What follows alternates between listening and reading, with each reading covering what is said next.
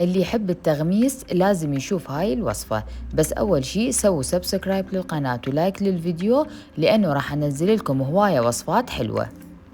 استعملت خبز أسمر من اليوم، وممكن تستعملون أي خبز أنتوا تحبوه، قطعته مثلثات. وحضرت خلطة تتكون من زيت وزعتر، بس أهم شي الزعتر يكون فريش ونوعيته ممتازة. ونخلطهم.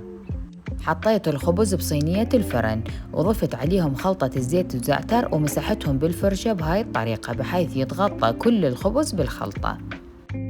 وحاولوا تمسحون الخبز بالخلطة من الجهتين، راح يطلع هواية أطيب.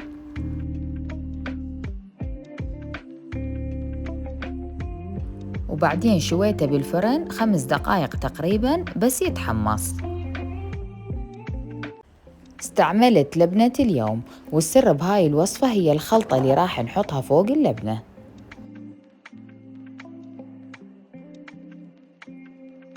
الخلطة تتكون من باقي الزيت والزعتر اللي حضرناه، ونحط وياهم نعناع مثروم فريش، وفستق حلبي مجروش، وزيتون نوع كلاماتا على شكل حلقات، وشوية دبس رمان، ورشة أوريغانو وملح.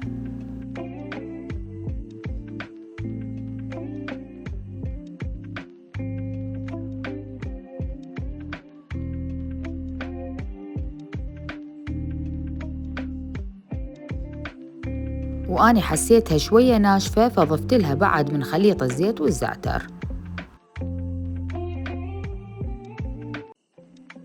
نخبطها زين ونحطها فوق اللبنة.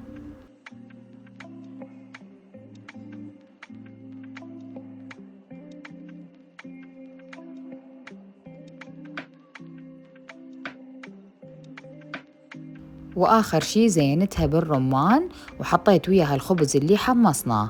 ما تتخيلون طعم الخبز ويا اللبنة والخلطة اللي فوقها شقد راح يطلع طيب. متأكدة راح تعجبكم. جربوها وكتبولي بالتعليقات شنو رأيكم.